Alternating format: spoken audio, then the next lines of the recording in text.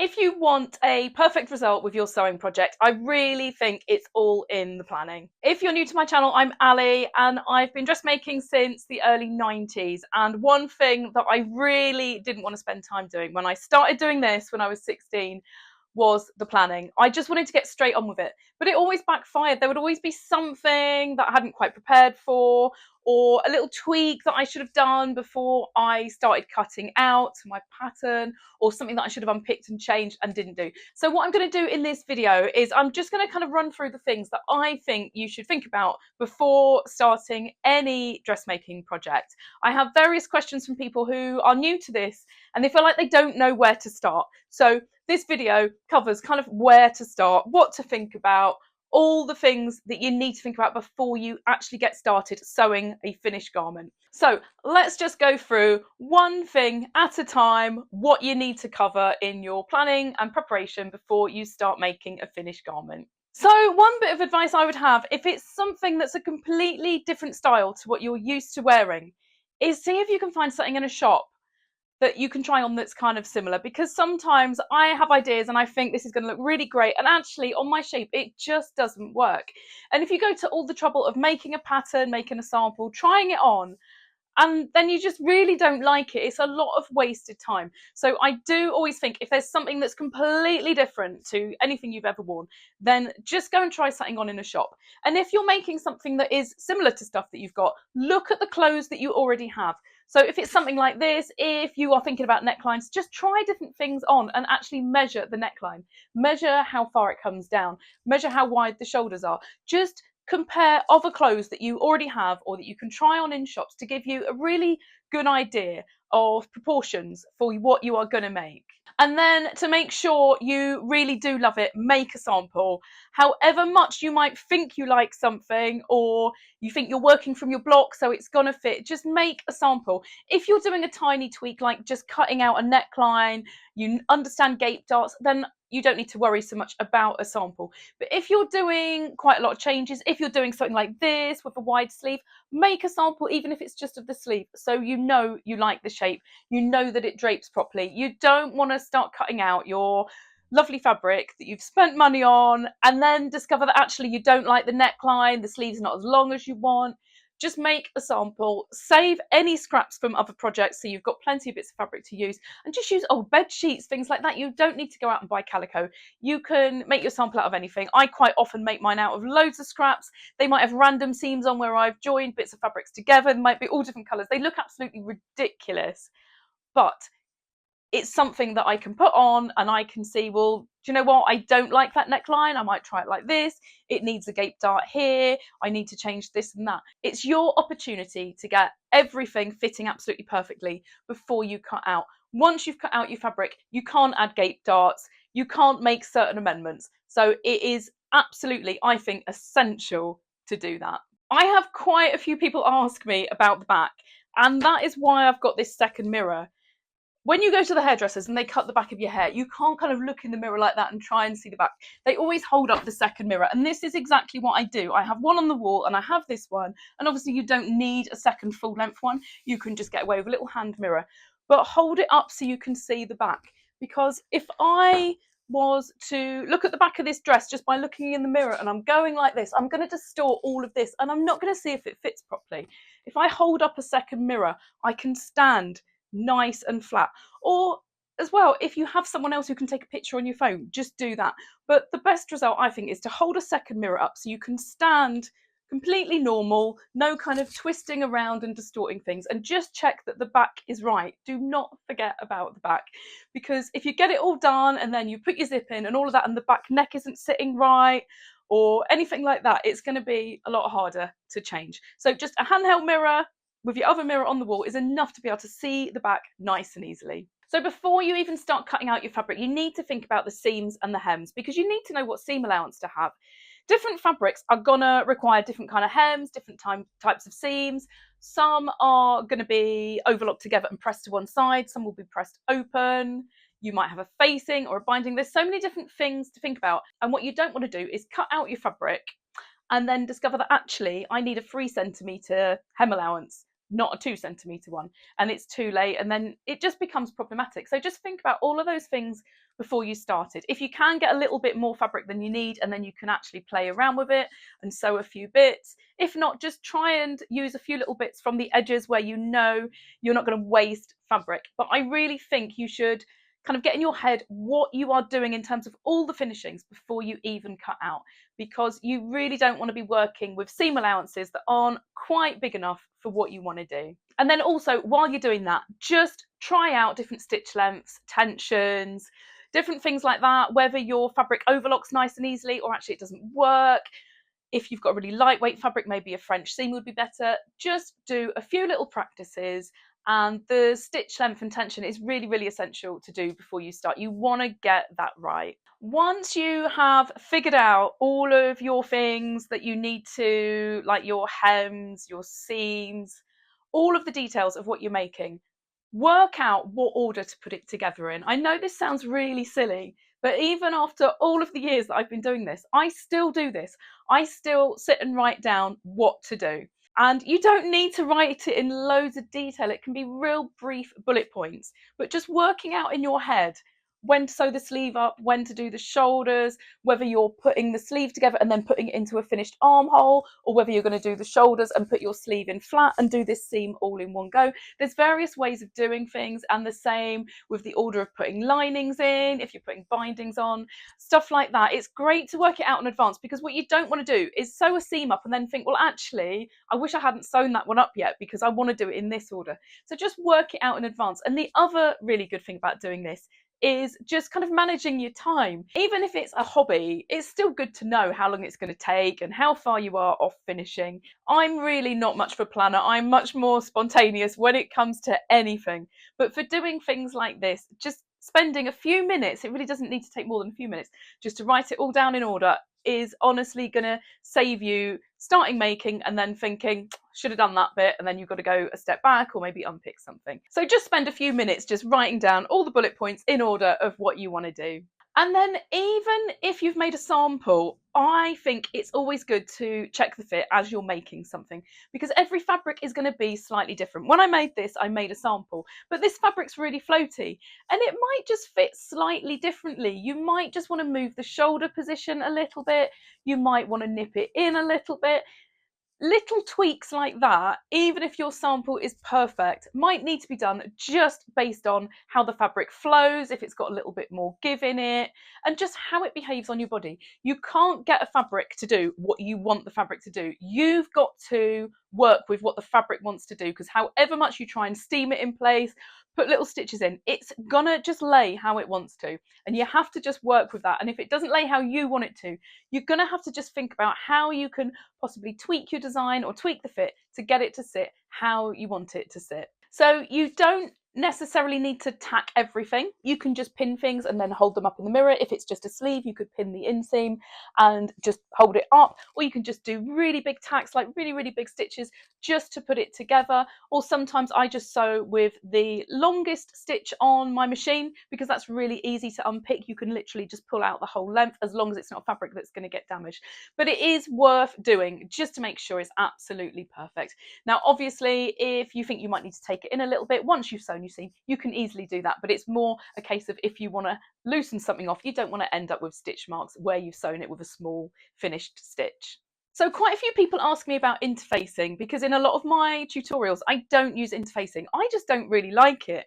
I don't like iron-on interfacing because I find a lot of the time that it doesn't go on nicely. And then also, if I'm making something, I'm going to wear it a lot and it's going to go through the washing machine a lot. And I don't know how that interfacing is going to behave over the years. So I just don't love it. And if I want to add any kind of structure to a neckline or anything like that, I prefer to just use a bit of just basic cotton in the right kind of weight, and I sew it in rather than using anything that's iron-on. I'm not saying don't use iron-on. I do use it sometimes, and if it's what you like, then use it. But just a little bit of cotton tape or cotton fabric does the job as well. And one thing, just do not skip, and this is something that I think a lot of beginners skip because they think, well, why am I doing that? I don't need to do it. It's a little bit over the top. And that is stay stitching. What you don't want to do is have any kind of curve on a neck or an armhole, any of those places, and skip the stay stitching and then you stretch it out as you're sewing. You could end up with a really kind of wiggly neck or a distorted armhole. It can distort in so many ways. As soon as you've got anything that's going on the bias, you only need to accidentally pull it a little bit as you're sewing it and it will get really distorted. So make sure you do that. And there is a link to my video all about stay stitching. And also, similar to stay stitching is understitching. If you've got something with a facing and you want that facing or a lining to stay on the inside, a little bit of understitching on the inside really does the job. When I first started doing this, I thought, again, it's a load of nonsense. I don't need to do this. Why would it make a difference? But it really does. So just don't skip any of those bits, and do have a look at my stay stitching and understitching tutorial to learn a little bit more about that. And mistakes. You're going to make mistakes. I've been doing this over 30 years. I make mistakes. We're all human. It's just part of it. But don't leave your mistakes. If you see something and it's misaligned just by the tiniest little bit, please unpick it, because it could throw something else off when you get to the end. And you don't want to make a whole garment and then, for the sake of unpicking, because of a little tiny bit that you just thought, oh, I can just leave it. You don't want to always have that garment and something slightly off or slightly not hanging right or puckering. Just take your time and unpick it. And if you're really frustrated because you've done it a few times and it's still wrong, just walk away. Just go and get some fresh air. Go and have a cup of coffee and come back to it and then unpick it and sort out that little mistake. You really don't want to be leaving things like that in. And sometimes if you cut something by mistake and a whole panel just doesn't work, as frustrating as it is, you might need to recut that whole panel. If you haven't got enough fabric, then obviously that's not going to work. You need to kind of work around it. But as much as you can, when there is a mistake, just take a step back and rectify it as you go along. Don't try and wing it. And then pressing, it's really, really important. I always say on my videos, you don't need loads of equipment when you first get started, but one thing you really do need is an iron. It doesn't need to be state of the art. It doesn't need to be a big, expensive steam generating iron. Just any iron will do. And even if you don't have a steam iron, you can always use a damp cloth and put over your fabric, but you need something to press those seams and press as you go along. So for something like this, where I've got a dart on the side here, I don't want to sew my dart up and then not press it and then do my side seam and do it all in one go. I want to be ironing that dart as I go along, because it's going to change the angle of where it goes into my seam. And that's why we need to do it. The same with things like shoulders and then putting sleeves on. You want all of your seam allowance to sit how it's going to sit. And if you iron it after you've done it, you might just catch that dart a little bit. You might catch your shoulder seam at the wrong angle when you put your sleeve in. And that's why it's really essential. And it's also just easier. Now, I don't leave my iron on all day if I'm making something, because it would cost me a fortune. So what I tend to do is get all the darts done first, then iron all of the darts. I kind of do it in sections. If you want to keep it on the whole time, then absolutely fine. But I tend to just kind of work out, well, I can do this lot of seams and then I can iron all those. Then I'll move on to this bit and then I'll iron all of those bits. And then all of the neckline, the hems, all of those bits I do at the end. And then finishes. Once you get to the end, it can be really tempting just to rush those finishes because you just want to get it finished. You're getting tired or you want to wear it, but just take your time. And if it means you can't finish it today and you've got to hang on till tomorrow because there's a bit of hand sewing to do, there's a little hook and eye to put on, all of those little things that just seem to take so long at the end, just don't rush them, because you'll always regret it. And then a couple of months down the line, you might look at it in the mirror and think, well, I've got to unpick that hem because I chose to just sew it on the machine rather than hand sew it. You don't want to be having to do that a couple of months down the line. So take your time on the finishes and just don't rush your project. If you've got a set deadline that you need something finished by, do that list to work out what you need to do and just put a little kind of time next to each of them so you can work out roughly how long it's going to take, and you can stagger it and think, right, well, on this day I'll do this bit, on this day I'll do this bit, and just take your time to get it done perfectly. So while I'm going through these various things, there's just a few other questions that people have asked in my tutorials. So people quite often ask me how I put my samples on, how I fix them and how I get them off. I generally leave them open at the back, and then I just put a few pins in the back so I can get them on and off. Now, not everyone can get their arms behind their back to do that, and also without practice it's hard to get them spaced perfectly.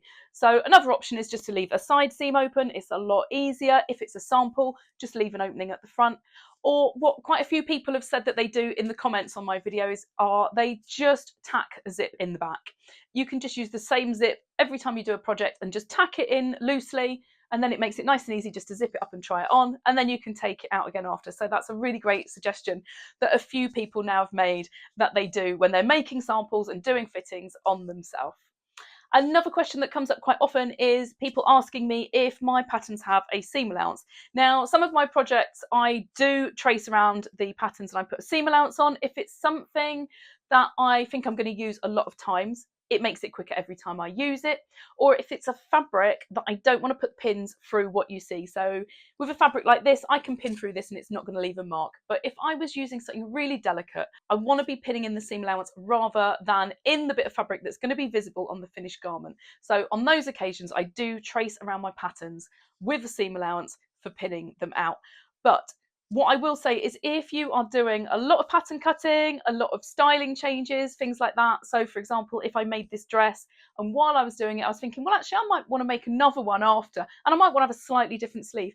I tend to leave the seam allowance off because when you then come to do a modification from that pattern, it's just so much easier. You'll get used to working without seam allowances, and you very quickly get used to cutting out your fabric and just cutting the seam allowance out as you go. I just literally hold a ruler next to the fabric I'm cutting out to the distance that I need to cut, and I just cut it as I go. You really do get used to that quite quickly. Another thing that's really important to think about is your fabric, and does it need pre-washing? What you don't want to do, and I have made this mistake, is buying some fabric, making something up, and then the first time I wash it, it shrinks. And if it's a really fitted garment and it shrinks even by the smallest amount, it's not going to fit great. So just see if your fabric needs to be pre-washed. All comes down to what fabric you're using, what you're likely to do for laundering it once you've made it. But even if it delays your project by a day, by having to wash it and get it dry, it is worth doing it. And then obviously give it a really good press once it's done, because you need it flat, but also the pressing might make it shrink down a little bit more with the heat. So just think about any kind of treatments to your fabric. Basically, you just need to think about how you're going to treat your fabric once it's made up. How are you going to wash it? How are you going to iron it? How are you going to dry it? And do all of those things before you start cutting out. It's always tempting just to get it straight off the roll because sometimes it has a little bit of a finish on. It's really crisp. It's nice and easy to cut out and work with, but you don't want that then shrinking down. Sometimes you might want to just make it slightly bigger and then wash it and it shrinks accordingly and it gives you that nice look on the seams, like on things like denim. But that's something you would have to do some test pieces to work out, and it's not the easiest thing to figure out because shrinkage is never very predictable. You need to work out how much fabric to buy, and quite often people will ask me how much fabric they need for something. But it's not as easy as that because obviously fabric comes in different widths. You can get quite narrow rolls, you get quite wide rolls, and then there's pattern matches as well. A spot like this, you don't need to worry about the pattern, but if you've got a really bold print, you might have a fairly big pattern repeat, and that's going to take up more fabric as well. And also you need to think about whether you can cut your panels up and down or whether they all need to be in the same direction for that pattern. And then if you've got a big bold check, that is going to be your hardest thing for pattern matching. So what I quite often do, if I'm buying fabric for something that I don't really know how much I need, or I'm not sure what kind of pattern I'm getting, I just take all of my pieces to the shop and I just ask them nicely if I can use their counter, and I literally lay all my pieces on and I work it out there. I've never been to a shop that doesn't like me doing this because they're all happy they're selling the fabric. Fabric shops don't tend to be the kind of shops where people get snooty. They're generally pretty friendly. So what I do is I literally just unroll it on the counter and I lay my pieces out and I can work out then how much I need.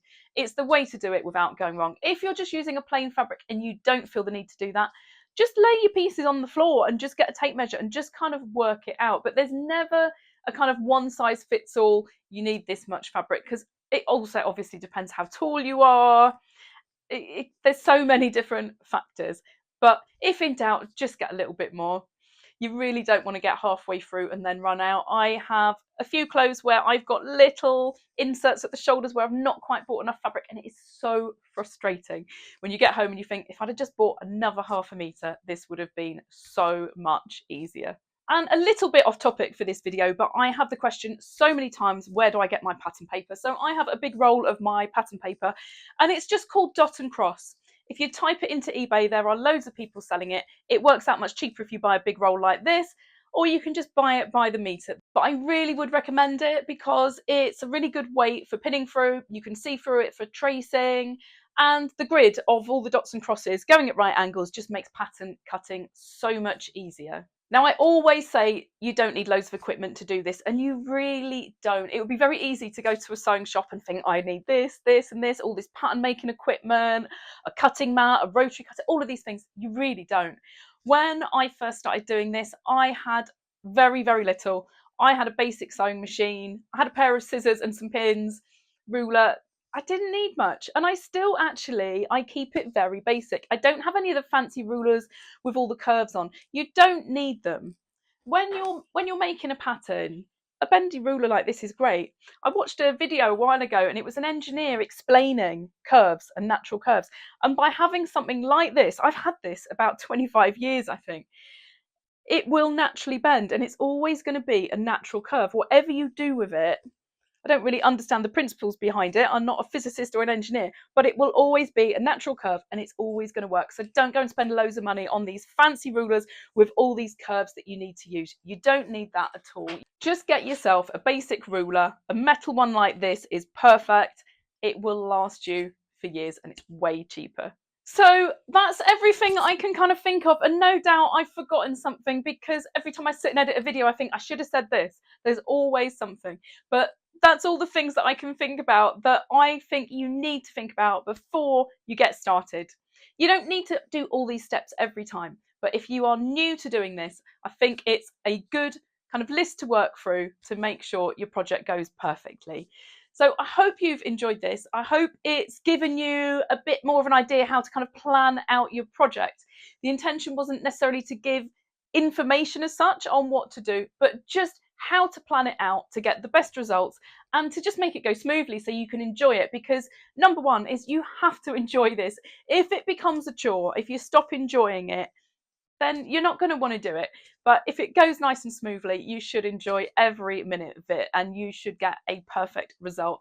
So if there's something that I've completely missed or wasn't clear, do please comment. I am struggling keeping up with the comments at the moment because I have had so much support and so many lovely comments, but I'm trying to answer them as quickly as I can. And if I don't get back to you, please message again, because I don't always get the notifications. I sometimes see comments after a week or so. So yes, I hope you've enjoyed it. Thank you so much for taking the time to watch it and watching my other tutorials. The channel is growing. I'm absolutely loving it. And I couldn't be more grateful to all of you who are sending me pictures, videos of what you made. It's absolutely brilliant to see that people are enjoying my tutorials enough to get the sewing machine out, make something, and then send me a picture. It's amazing. So thank you so much for that support. I've also put a link to my buymeacoffee.com account in the description, and thank you so much everyone who's bought me a coffee. It is so much appreciated, and the generosity does not go unnoticed. It's brilliant. Thank you so much. So do please comment if there's anything you need to ask, and if not, I will see you in the next video.